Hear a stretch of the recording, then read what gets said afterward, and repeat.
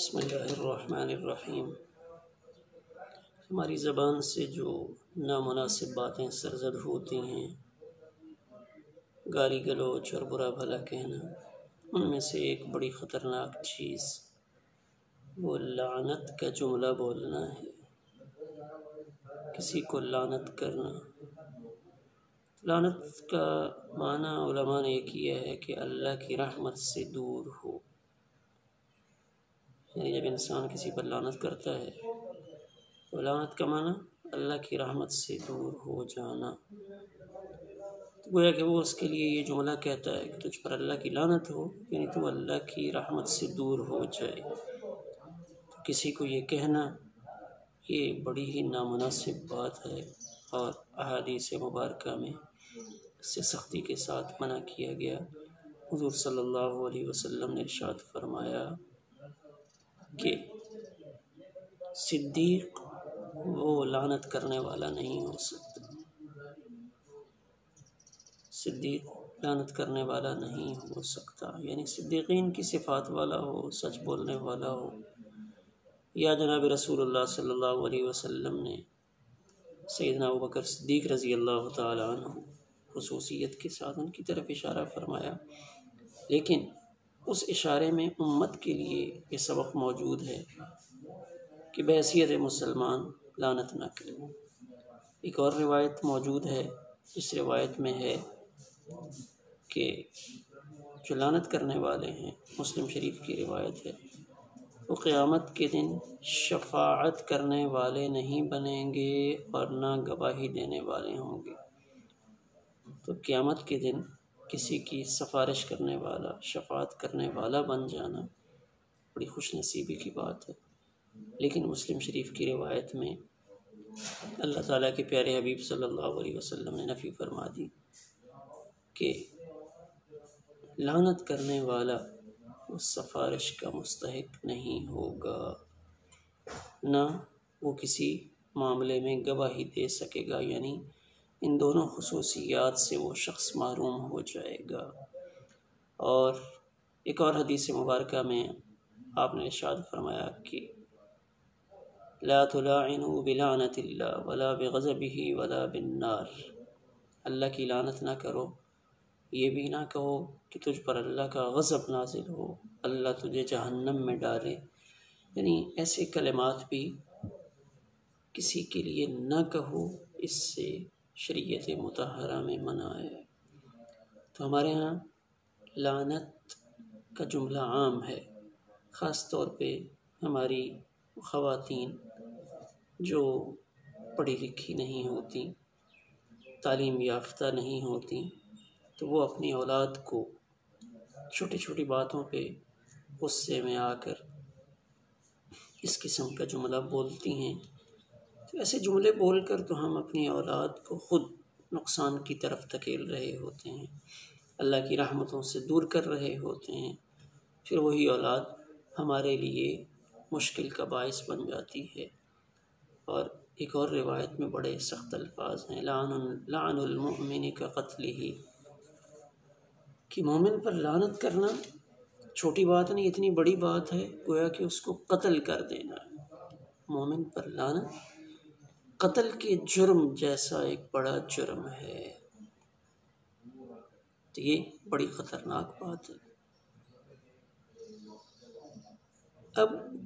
اللہ تعالیٰ نے قرآن پاک میں الا لعنت اللہ علی الظالمین کا ارشاد فرمایا کہ ظالم،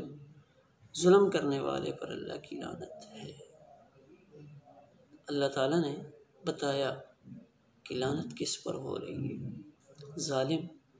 وہ اللہ کی لعنت کا مستحق ہے۔ اسی طرح حضور صلی اللہ علیہ وسلم نے مختلف احادیث مبارکہ میں مختلف گناہوں میں مبتلا لوگوں کے لیے یہ جملہ ارشاد فرمایا ہے، یعنی ان گناہوں کی شناعت اور برائی اس کو بیان کرنے کے لیے آپ نے یہ ارشادات فرمائے تاکہ لوگ ان گناہوں سے بچیں۔ بحیثیت ذات آپ نے ذاتی طور پہ کسی شخص پر انفرادی طور پہ لعنت نہیں فرمائی، ہاں گناہوں میں مبتلا افراد ان کے لیے آپ نے ارشاد فرمایا کہ اللہ کے رسول کی لعنت ہے سود کے کھانے والے پر، کھلانے والے پر، گواہی دینے والے پر اور سودی معاملہ لکھنے والے پر۔ ان 4 افراد پہ اللہ کی لعنت ہے، اللہ کے رسول کی لعنت ہے کہ بڑا جرم ہے۔ ایک اور حدیث میں من غیر منار الارض، اللہ کی لعنت ہے اس پر جو زمین کے نشان تبدیل کرتا ہے۔ ہمارے ہاں دوسروں کی زمین گھیرنے کے لیے پگڈنیاں بناتے ہیں تو وہ ذرا سائڈ پہ کر لیتے ہیں، تھوڑا سا دائیں طرف کر لیا، تھوڑا سا بائیں طرف کر لیا، یعنی زمینوں پہ قبضہ کرنے کے لیے جو ہمارے ہاں ہیر پھیر ہوتا ہے۔ تب زمین اس کو ملکیت میں لینے کے لیے ایسی حرکتیں کرنا، یعنی ایک بڑی سخت بات اللہ کے پیارے پیغمبر صلی اللہ علیہ وسلم نے ارشاد فرمائی کہ اللہ کی لعنت ہے ایسے شخص پر جو زمینوں کے نشانات تبدیل کرے، ملکیتی نشانات کو آگے پیچھے کر کے زمینیں ہتھیائے، یہ بہت بڑا مجرم ہے۔ اس طرح آپ نے چوری کرنے والے پر لعن اللہ السارق یسرق البیض، چوری کرنے والے پر لعنت کی، یعنی جو ایک انڈا چوری کرتا ہے، چھوٹی سی چیز چوری کرتا ہے، یہ چوری کرنے والا بڑا مجرم ہے، یعنی آپ نے چوری کی شناعت کو بیان فرمایا۔ اور اسی طرح لعن اللہ من لعن والدہ، جو اپنے والدین پر لعنت کرے، یہ شخص بھی ملعون ہے، اپنے والدین پر لعنت کرے، یعنی ایسے کام کرے جس سے لوگ اس کے والدین کو برا بھلا کہیں، یا بذات خود اپنے والدین کو برا بھلا کہے، تو یہ شخص لعنت کا مستحق ہے۔ اس طرح آپ نے بد دعا فرمائی تھی قبیلوں پر، اللہم لعن رعلا وزکوان وعصیہ، ان قبیلوں پر آپ نے لعنت فرمائی کہ انہوں نے دھوکے بازی کی تھی۔ اسی طرح اللہ کے پیارے پیغمبر صلی اللہ علیہ وسلم نے ایک بڑا اہم معاملہ ہے ایک دوسرے کی مشابہت اختیار کرنا۔ مرد کو اللہ نے مرد بنایا ہے وہ مرد بنے، عورت کو عورت بنایا ہے تو وہ عورت ہی بنے، مرد عورتوں جیسی حیت اختیار کرے، عورتیں مردوں جیسی حیت اختیار کریں، تو اس پر یعنی ایسا کام کرنے والے پر اللہ کی لعنت ہے کہ وہ عورتیں جو مردوں کی مشابہت اختیار کریں، وہ مرد جو عورتوں کی مشابہت اختیار کریں، ان پر اللہ کی لعنت ہے۔ تو اب اس قسم کی چیزیں یہاں لعنت کا جملہ آیا ہے، یہ ان کی شناعت اور برائی کو بیان کرنے کے لیے آیا ہے۔ اور حضرت عمران بن حسین رضی اللہ تعالیٰ عنہ کی روایت ہے مسلم شریف میں کہ ہم حضور صلی اللہ علیہ وسلم کے ساتھ ایک سفر میں تھے، انصار کی ایک عورت اونٹنی پر سوار تھی، اس نے اونٹنی کو ڈانٹا اور ڈانٹتے ہوئے اس نے اس اونٹنی کے لیے لعنت کا جملہ کہہ دیا، یعنی اونٹنی پر لعنت بھیجی۔ حضور صلی اللہ علیہ وسلم نے سن لیا تو آپ نے فرمایا اس کے اوپر سے اپنا سامان اتار لو اور اس کو چھوڑ دو، یہ تو ملعون ہو چکی ہے، یعنی تم نے اس کو خود اللہ کی رحمت سے دور کر دیا، تو اب یہ جو اونٹنی اللہ کی رحمت سے دور ہے اس کے اوپر اگر تم سوار رہو گی پھر تمہارے لیے نقصان کا اندیشہ ہے۔ تو آپ نے فوراً اس کے اوپر سے سامان اتارنے کا حکم دیا اور اس کو چھوڑنے کا حکم دیا۔ حضرت عمران ابن حسین رضی اللہ تعالیٰ عنہ فرماتے ہیں کہ میں دیکھ رہا تھا کہ وہ اونٹنی لوگوں میں خالی چلتی تھی اور کوئی اس سے چھیڑ چھاڑ نہیں کرتا تھا، یعنی لعنت کا اثر ہوتا ہے۔ تو اب ہم خود سوچیں کہ ہم کتنی لعنت کرتے ہیں، کتنی چیزوں پہ لعنت کرتے ہیں اور کیسے کرتے ہیں۔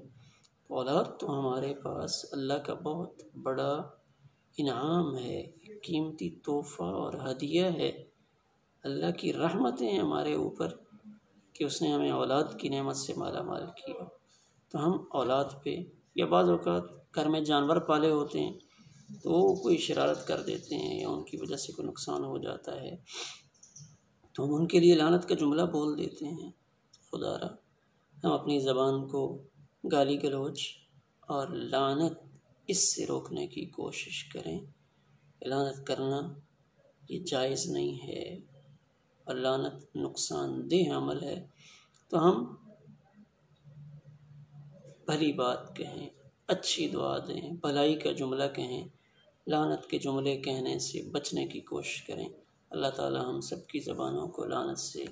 لعنت والے کلمات کہنے سے اور لعنت کی بد دعا دینے سے محفوظ فرمائے۔ والسلام علیکم ورحمۃ اللہ۔